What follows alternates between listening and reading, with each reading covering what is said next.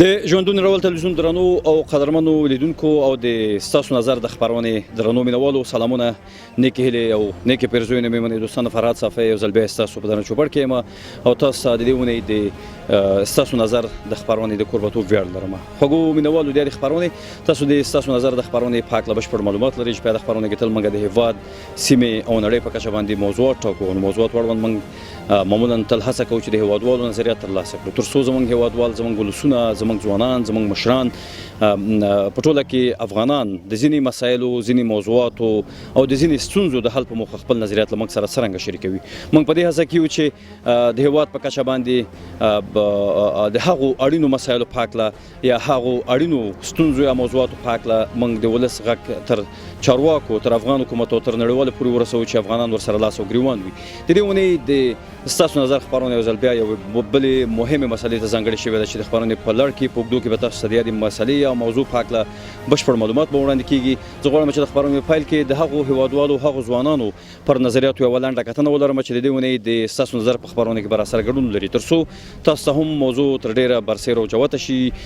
چې د دې اونۍ د ستاسو نظر خبرونه د کوم موضوع لپاره ځانګړې شوې ده وایو چې موږ د بین الافغاني مذاکراتو د پیلېدو دپاره لومړنۍ مقدماتي مرحله همدغه د سولې لپاره د جرګې د مشورتي جرګې دایرېدو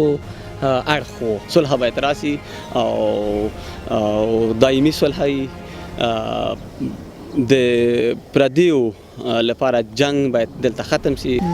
د 400 بندیانو په مورد کې چې افغان دولت کومه لوی جرګه رابللې وه دا د افغان دولت او د ولس په خیر بولم او د صلح لپاره که یو ملت یو قوم هر څومره هم قرباني ورکړي دا کمه ده ځکه صلح د یو هیواد او د هغه د اوسیدونکو لپاره تر ټولو نه اړین او د ټولو پرمختګونو اساس ګڼل کیږي د افغانستان لپاره به یو هیواد یا یو څو سازمانونه د تضمین کوي د دوی به تضمین کوي چې دا بیا د جنگ لیکو ته لاړ نشي د افغان ولس سره اوږه په اوږه ودرېږي د دې نظام د بقا او د بهبود لپاره باید دوی د افغان دولت سره کوټلي ګامونه واخلي او یو له بل سره هماهنګ اوسي تر څو بیا هم ښه راغلاست درنو مینوالو د ستاسو نظر د خبرونې زه فرهاد صافی ستاسو کوربتوب کوم په یاده خبرونه کې او په خبرونه باندې لنډه کتنه وه تاسو ته زموږ د هیوادوالو د یو شمېر ځوانانو پر نظریاتو لنډه کتنه وه او یو شمېر لنډ کلیپونه او هم تصویرونه تاسو ته نشر ته وسپارل شو د اړوندې موضوع په تړاو باندې او تر ډېره تاسو ته موضوع هم برسېره او جوته ده چې د دې اونۍ د ستاسو نظر خبرونه د کوم موضوع لپاره ځانګړې شوې ده د یادونې وړ بولم چې لکه څرنګه چې موږ تاسو ټول هیوادوال پر دې باندې پوهېږو چې د امریکې د استازي او همداراز د وسلوال طالبانو د استازو ترمنځ په دوحه کې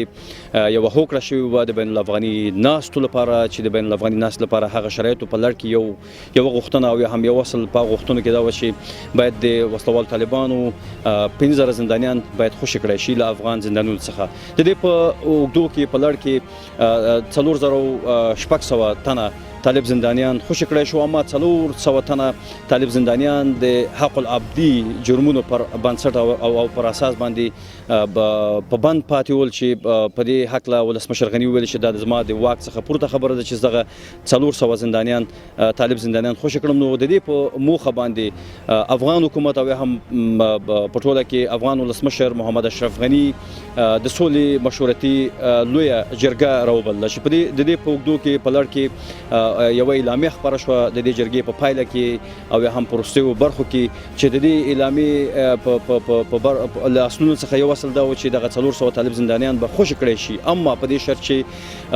دغه 400 طالب زندانیان به بیا هم د جګړې لیکو ته نه ځي او د دې ترڅنګ د دې طالب زندانیانو څخه باید یو بشپړ پیاوړی تضمین واخیستل شي که چیرې دغه زندانیان د نورو هیوادونو اتباع اوسي نو د هغو هیوادونو څخه باید دوی تضمین واخلي چې دغه کسان به بیرته د جګړې لوږې ته نه ورځي او همداراز د دې ترڅنګ د افغان حکومت او هم د دې سولې مشورتي لویې جرګې د غوښتنې څخه یوه غوښتنه دا وه چې د دې زندانیانو د خوشي کېدو سره سم باید وسلوال طالبان په ټول هیواد کې سرتاسري او اوربند رامنځته کړي او یا هم خپلو جګړو ته به نور دوی دوام نه ورکړي همداراز د دې ترڅنګ د جمهوري نظام د بقا په هکله یادونه شوې وه په دې اعلامیه کې د دې ترڅنګ د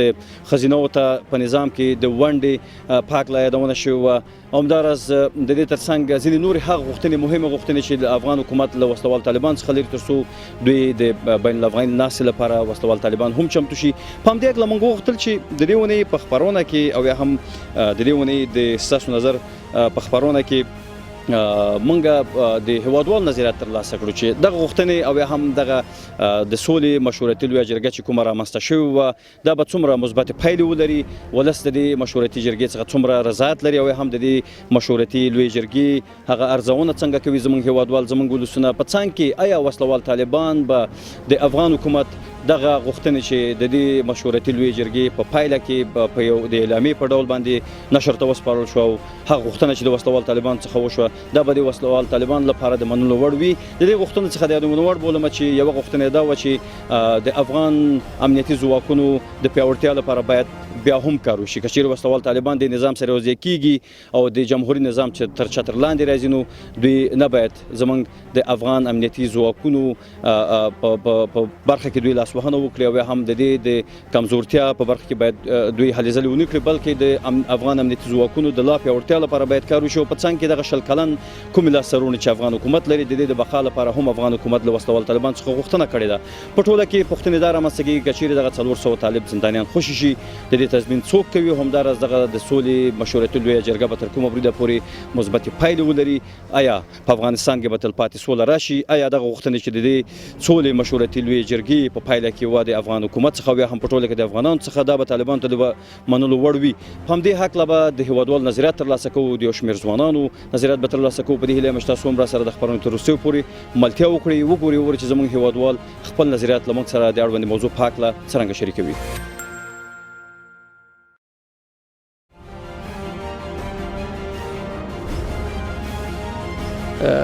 والصلح خیر، په سوله کې خیر دی. د سولې لپاره د بین الافغاني مذاکراتو پیلېدل د لومړنۍ هغه اړتیا وه چې د افغانستان ټول ولس ورته خوشبینه و. اوس هم افغان ملت د دې لپاره خوشبین دی، خوشباور دی چې د بین الافغاني مذاکراتو لپاره د ولس څخه مشورتي لویه جرګه دایریږي او د دغې جرګې پرېکړه لیک صادریږي. ټول هغه شرایط چې د حکومت لخوا غوښتل شوي، د حکومت لخوا وړاندیز چې په پرېکړه لیک کې راغلي، دغه ټول د افغان ولس غوښتنې دي. یعنی افغان ولس دا غوښتنې لري. افغان حکومت لخوا دغه پرېکړه لیک جوړېدل د ښه پیلامه ځکه ورته وایو چې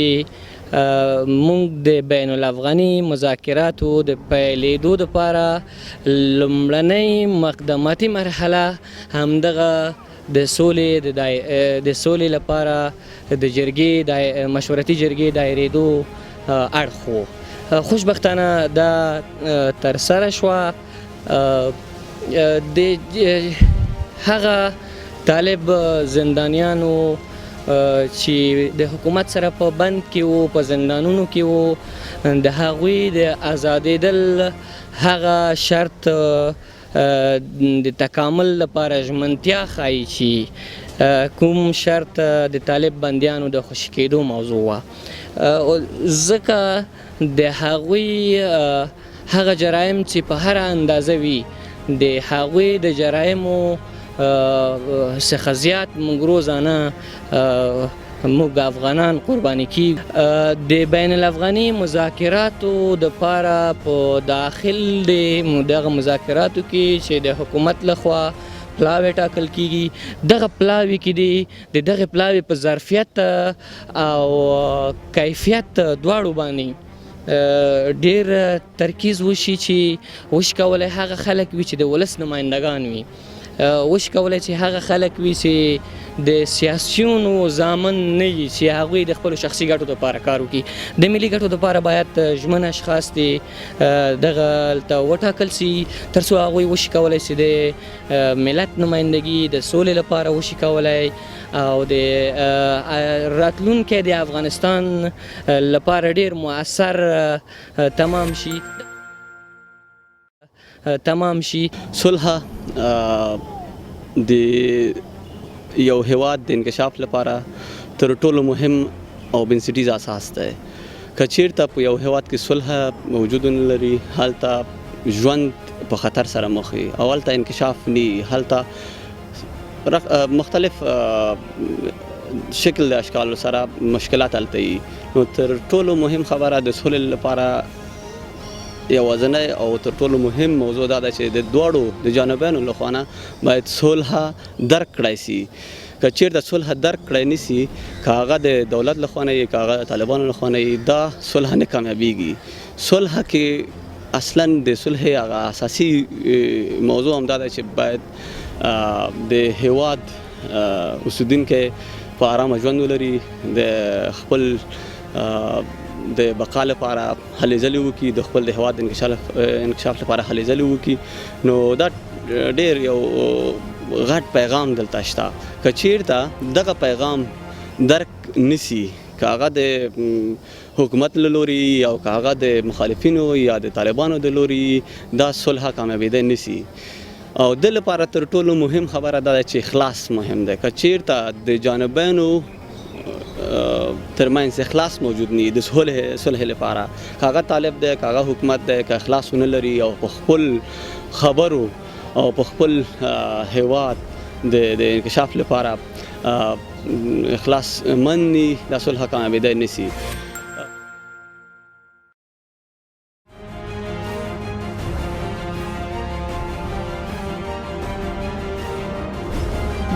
د 400 بندیانو په مورد کې چې افغان دولت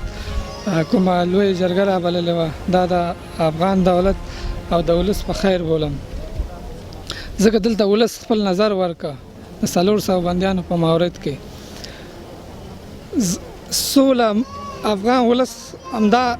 چغې او غږ پورته کوي چې موږ سوله غواړو، امن غواړو او د یو ورورګلوۍ په فضا کې ژوند غواړو. خو طالبان بیا خپل جګړې ته دوام ورکوي. ژمن نه دي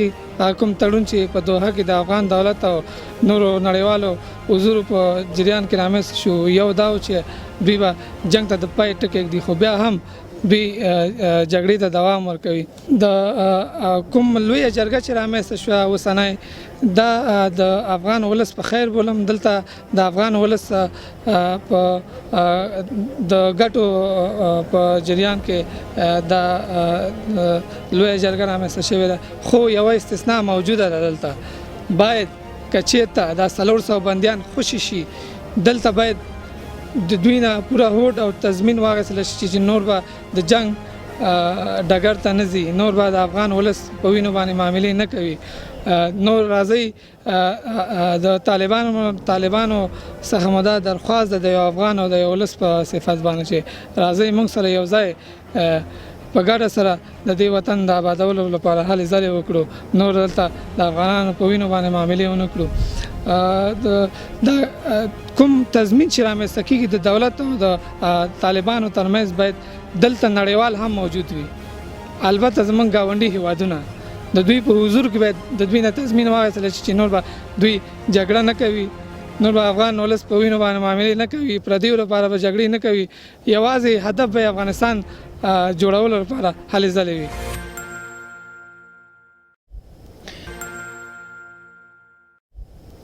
بیا هم خراغلاس درنو مینوالو د ستاسو نظر د خبرونې زه فرهاد صافی ستاسو کوربتوب کوم په د خبرونه کې او د یو شمېر ځوانانو فعالو ځوانانو د یو شمېر هیوادوالو نظریات تاسو ته د اړوندې موضوع په هکله هم د دې ونې د ستاسو نظر د موضوع په هکله تاسو ته نشر ته وسپارل شو. په ټوله کې زموږ هیوادوال زموږ ځوانان افغانان د دې سولې مشورتي لویې جرګې په تړاو باندې خپل نظریات له موږ سره داسې شریکوي چې دغه لویه جرګه چې د نظام د بقا لپاره همداراز د سولې د راوستلو په خاطر باندې دا یو اړینه مسله و. د دې جرګې څخه زموږ هیوادوال ملاتړ کوي. د بل اړخه زموږ هیوادوال د هغو غوښتنو او هم هغه اعلامیه پاک له خپل نظر لمک سره داس شریکوي چې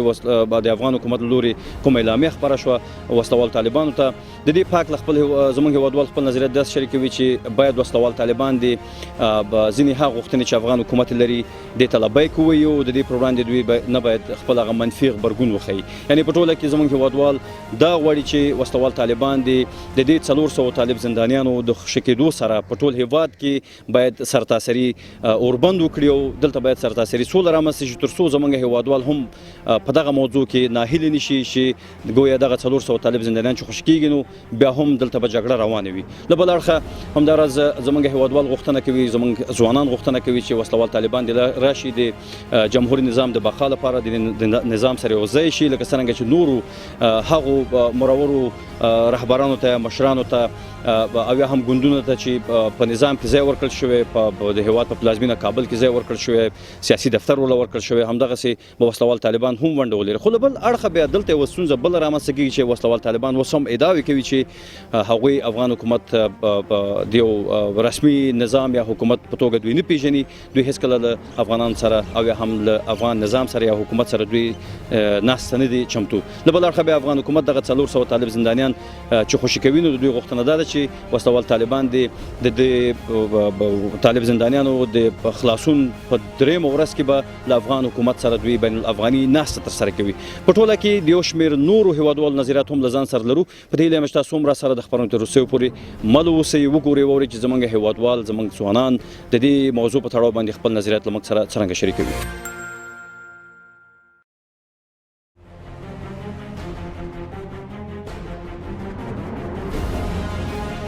مشورتي لویه جرګه تر سره شوله. په دغه جرګه کې د ټولو نه مهمه موضوع دا و چې دا د صلح لپاره و. د صلح لپاره که یو ملت یو قوم هر څومره هم قرباني ورکړي دا کمه ده ځکه صلح د یو هیواد او د هغه د اوسیدونکو لپاره تر ټولو نه اړین او د ټولو پرمختګونو اساس ګڼل کیږي. په دغه مصلحتي کوم لویه جرګه چې تر سره شوله په دې کې د ټولو نه غوره خبره چې هغه د تلویزیون د لارې ما ولیدل او واقعا ما لپاره یو ډاډ بخونکې او یو د خوشحالۍ خبره وغه چې لومړي ځل لپاره د ډیره موده وروسته ما ولیدل چې زموږ افغان سیاسون په یو سټیج باندې په یو دریز باندې راغونډ شوي وو. ټولو ترمنځ یو ډول صمیمانه اړیکې او صمیمانه برخورد ما ولیدلو چې دا زموږ لپاره د ډیره د موده وروسته یو د خوشحالۍ زیری یو د خوشحالۍ خبرو دا چې په لویه جرګه کې د طالب بندیانو هغه 400 طالب بندیان چې هغوی لا تر اوسه پورې په بند کې دي او په خوشي کولو باندې دولت یو شمیر ملاحظات لري او د دوی په اړه باندې یو مشروطه پریکړه تر سره شوله چې تضمین باید موجود وي. دغه پریکړه صحیح د صلح دغه پروسه چې دا به دومره اسانه نه وي چې خلک به په اسانۍ باندې دا تر سره کړي یا دغه دوه جانبینو چې یو د افغانستان اسلامي جمهوریت دی بل د طالبانو کوم رژیم چې دی د دوی ترمنځ به په اسانۍ باندې دا تر سره نشي ځکه دلته ډېرې ګیلې موجودې دي په یو بل باندې تهمتونه موجود دي په یو بل باندې تورونه موجود دي. خو یو هیله د افغانانو لپاره په دې خاطر باندې شته دی خیر که لار هر څومره هم سخته ده دا به تر سره شي. افغانان به ان شاء الله تعالی په دې لوی جرګه کې چې مونږ کوم افغان سیاسون چې دوی سرسخت دي د یو بل مخالفینو د یو بل توهین آمیز خبرې او راپورونه به تر دې د مور کول نن دغه جرګې په برکت سره دوی په یو سټیج باندې راجمع شو. نو ان شاء الله تعالی دغه د نن ورځې چې کوم اعلانیه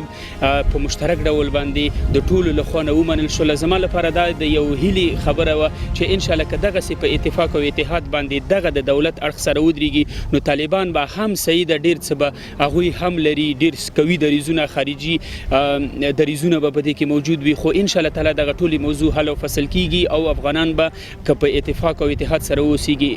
نو دا به په دې برخه کې یو لاسته راوړنه وي. بل د طالبانو یو ځایوالي سره به دا حکومت هیڅ کله هم کمزوری نشي بلکې دا به پیاوړی شي نور به پیاوړی شي. هغه طالب ځواک چې نن د دولت په خلاف باندې جنګیږي که دا د دې دولت سره په یو ډګر کې ودرېدلو نو ان شاء الله زموږ افغانانو لپاره به دا یو ښه زیری وي. او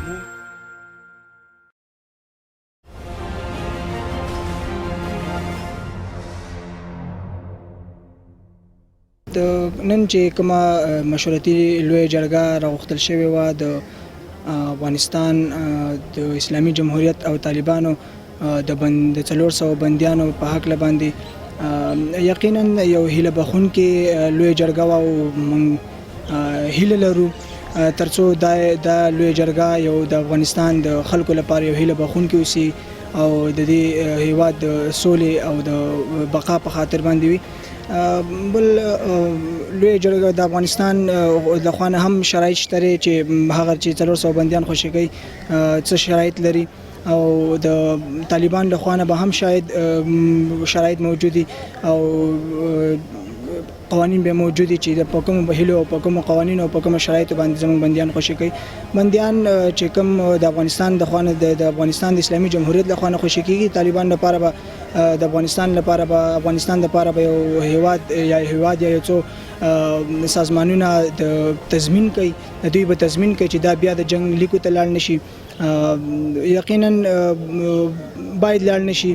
او د هیواد د بقا په خاطر باندې راشي او د خپل ځواکونو خپل هیوادوالو سره او د خپل هیوادوالو د بیچاره او مظلوم ولس او ملت لپاره راشي او په یو ټغر راټول شي او د دې هیواد د بقا او د نظام په خاطر باندې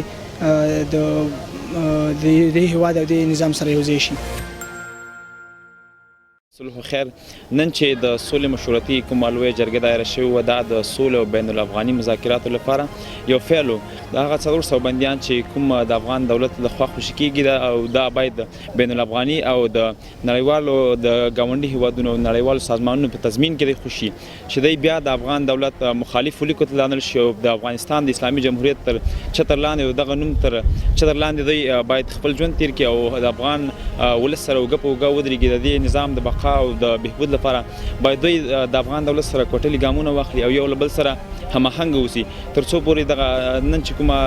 جرګه دایره شوه او کومه شرایط چې پکې طالبان ته وړاندې شوي هغې باید دغه شرایط ومني ترڅو پورې دواړه جنابین په دې باندې راضي او موافق واوسي چې په افغانستان کې یو سرتاسري صلح راشي او د افغانستان وګړي هم په سوله کې ژوند وکړي او د دې ترڅنګ باید یو دایمي اوربند اعلان شي. طالبان دغه کوم 400 زندانیان چې خوشي کیږي باید طالبان دې ته وهڅېږي او دغه طالبان باید دغه کار ترسره کړي ترڅو پورې دایمي اوربند اعلان کړي ترڅو افغان ولس افغان دولت تر یو ښه ژوند ولري او یو ښه آینده ولري. باید د افغان دولت کې په ترڅو پورې طالبان چې کله راغلي باید چې راشي ښځو ته باید هم په نظام کې وخت ورکړل شي او په دې نظام او دولت په چوکاټ کې باید د خپلې دندې پر مخ یوسي. د افغانستان دولت مکلف دی چې هغه طالبان چې کوم شرایط وایي هغه باید دی په ځان باندې تطبیق کړي او بل طرف مخالف لوري افغان دولت چې کوم شرایط وایي هغه باید د افغانستان مخالف لوري طالبان هم باید په دغه شرایط ومني. د سولې مشورتي جرګه د یو بین الافغاني مذاکراتو لپاره یو پیل او دغه کولی شي په سوله کې یو مثبت رول ولوبوي ځکه هغه سیاسون هغه ډلې ټفلې چې پخوا د یو بل وینو ته ناست ول اما نن په داسې یو حالات کې موږ وکتل تاسو وکتل چې هغې سره موافق وو او یعنې ټول افغانان نه تنها افغانان سیاسون چې ټول ولس سولې ته خوشبین دی او انشاءالله سولې راتلونکې ده. که تاسو فکر وي یعنې درې مخورو سیاسونو بېلابېل خبرې وکړي کرزي صاحب ویل که چېرته سوله راشي زه یعنې مثلا لرې پرتو ولایتونو ته ځم او سفرونه کوم نور په دې سیمټو تنګو دیوالونو کې موږ تنګ شوي او زه غواړم چې افغانستان ګوټ ګوټ ته لاړ شم. بیا بل خواته ولسمشر غني وویل چې زه سرخاب ته ځم اول ته یعنې زما په مغز کې داسې کتابونه شته زه هغه لیکم او د راتلونکي نسل لپاره هغه دې ته یو د انصاف پرېږدم یو دې ته یو فکر پرېږدم. بل خواته بیا ډاکټر صاحب عبدالله ویل چې مخکې ډاکټر صاحب عبدالله او غني یعنې یو بل سره سخت سیاسي مخالفینو او یعنې ټاکنیز مخالفینو اما عبدالله بیا ویل چې د حکومت ټولې او د دولت ټولې چارې به زه پر مخ وړم. نو موږ او تاسو دا دې نه اخذ اخیستلی شو دی ته خوشبین یاستو چې افغان سیاسونه هم دا غواړي چې سوله وکړو او سولې ته هغوی هم خوشبین دي په سوله کې ژوند وکړي د هېواد ټولو پرتو لرې سیمو ته لاړ شي. بیا هم خراغلاس درنو مینوالو زمونږ خبرونه هم له پای ته رسیږي. د دې اونۍ د ستاسو نظر خبرونه ځانګړې شوې وه د سولې مشورتي لویې جرګې ته او هم د دې جرګې پورې تړلې اعلامیې ته چې افغان حکومت ځینې غوښتنې لرلې د وسلوالو طالبانو څخه په څنګ کې د 400 طالب زندانیانو د خلاصون په برخه کې وه چې زموږ د ګڼ شمېر هیوادوالو ځوانانو د مثبت فکر لرونکي ځوانانو نظریاتو تاسو ته نشر ته وسپارل شو د هېواد د بقا لپاره د هېواد د هوساینې او پرمختګ لپاره چې زموږ هیوادوال زموږ ځوانان خپل نظریات تاسو ته وړاندې کړو. نو منندوی له تاسو څخه یم همدارز موږ هم هیلهمند یو په دې باندې چې په هیواد کې تلپاتې سوله راشي او هغه غوښتنې چې افغان حکومت له وسله وال طالبان څخه لري او بالخصوص دغه 400 طالب زندانیان چې له بنده او یا هم له زندان څخه دوی خلاصيږي او یا هم خوشي کیږي او یا هم دوی خلاصي مومي د دې په پایله کې وسله وال طالبان د هم په ټول هیواد کې لکه څنګه چې د افغان حکومت غوښتنه ده او یا هم د سولې مشورتي لوی جرګې غوښتنه و چې باید سرتاسري تلپاتې سوله رامنځته شي او اوربند وشي دلته موږ هم دغه غوښتنه لرو له بل اړخه بیا نورې داسې غوښتنې چې په هکله په خپرونه کې بشپړ بحث او بشپړ معلومات تاسو وړاندې شو دا ټول د وسله وال طالبانو له لوري ومنل شو په دې هیواد کې تلپاتې سوله راشي منندوی له تاسو یم همدارس خپل ټول کاري ټیم څخه یم د یادونه وړ بولم چې تاسو کولی شئ زموږ د ژوندون نړیوال تلویزیون ټول خبرونه په یوټیوب چینل کې هم وګورئ تاسو کولی شئ زموږ چینل سبسکرایب کړئ زموږ یوټیوب چینل د ژوندون ټي وي افیشل تر عنوان لاندې فعالیت کوي زموږ چینل سبسکرایب کړئ او که چیرې غواړئ چې د ستاسو نظر خبرونه وګورئ او هم ډاونلوډ کړئ که نړۍ په هر ګوټ کې یاستئ په سرچ او هم په لټون کې د ستاسو نظر د خبرونې نوم ولیکئ په پښتو یې لیکئ او هم که په انګلیسي ټکي لیکئ په ډېرې اسانۍ سره تاسو زموږ خبرونه ترلاسه کولی شئ له بل اړخه زموږ فیسبوک پاڼه هم او هم زموږ پیج د یور ویو چې په انګلیسي ژبه لیکل شوی دی همدارس ستاسو نظر چې په پښتو ژبه باندې لیکل شوی دی تاسو کولی شئ زموږ پیج لایک کړئ د ځینې موضوعاتو په تړاو باندې خپل نظریات موږ ته واستوئ همدارس د خبرونې د لا خوالي په موخه هم کولی شئ تاسو خپل نظریات موږ ته واستوئ تر بیا چې تاسو په درنه چوپړ کې حاضرېږم د یوې بلې موضوع سره تاسو په تلپاتې راپسپارم هر چیرې چې یاست نیکمرغه او سوکاله ژوند ولرئ الله مو مل شه د تلپاتې او سوله ییز افغانستان په هیله